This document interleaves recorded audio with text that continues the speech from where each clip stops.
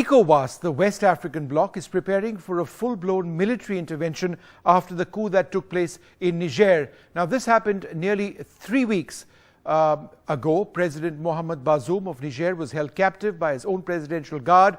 He was later removed in an attempted coup, the latest in a series of military takeovers in this politically volatile and economically unstable West African territory.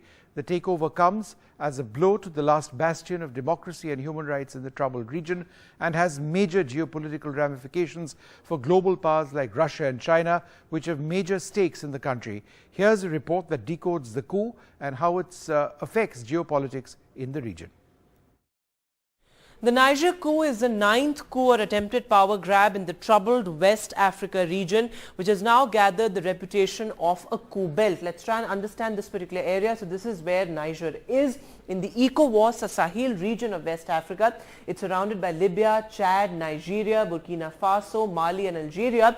All these countries have faced coups at some point in the past decade or so. Nigeria, of course, faced coup back in the 1960s. But the fact is, why is this region so vulnerable to military coups and takeovers, particularly in the past decade? Let's try and decode that for you. Experts have pointed out that all these areas are rich in mineral resources, which is why they become points of political contention. For example, Niger is rich in coal, uranium, gold, iron ore. Going across to other countries like Burkina Faso that faced a coup back in 2022 is rich in gold, zinc and copper. In fact, other countries that surround Niger like Chad, which witnessed a coup back in 2021, is also rich in mineral resources like uranium, titanium and bauxite, a huge point of global political contention. Mali, which faced a coup in 2021, is also rich in uranium, iron ore and gold. In fact, countries like Libya, which faced a huge military takeover, a coup back in 2013, is also rich in oil, natural gas and iron ore. Similarly, countries like Nigeria and Algeria also, which faced coups back in 1966 and 1965, are also rich in these mineral resources. So experts have pointed out that two aspects have contributed to the vulnerability that this region has to military takeovers. One, the unchecked exploitation of these natural resources, and secondly, foreign intervention or excessive foreign intervention. These two factors come together to create an environment of political instability in this particular region. But what really is the ECOWAS region? When was ECOWAS formed? Let's try and decode that for you. So when ECOWAS is the Economic Community of West African States, it's a bloc of 15 countries in West Africa.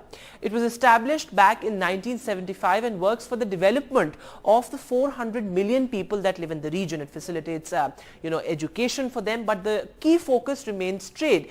It facilitates free movement of people and goods there. It's also a peacekeeping force and has led many military interventions in times of political unrest. For example, it was instrumental in ending the huge civil war in Liberia back in the 90s.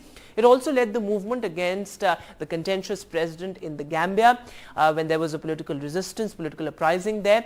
And it is a bloc of 15 countries which also has a power to suspend member states. Now, this is important because in times of such coups, if it suspends member states, it can lead to trade restrictions and also military sanctions. For example, in the case of Niger, ECOWAS has suspended the state. But let's go back to how this particular region has actually reacted to the coup in Niger.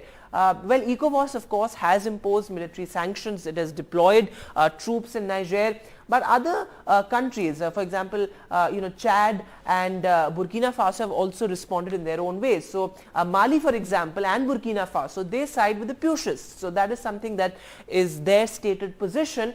In fact, other countries like Guinea, they oppose the sanctions imposed by ECOWAS. But what is really the larger geopolitical significance? Let's try and understand that. So, well, Niger stood as the last bastion of human rights in this troubled region.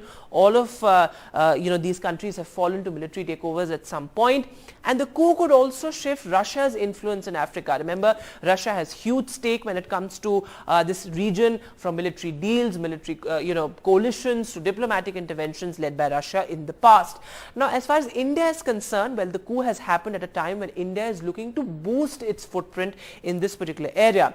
Now, most global powers which have financial stake or some military presence in Africa stand to lose from this particular particular coup. In fact, there's also a threat to China's $800 million dam project in Niger.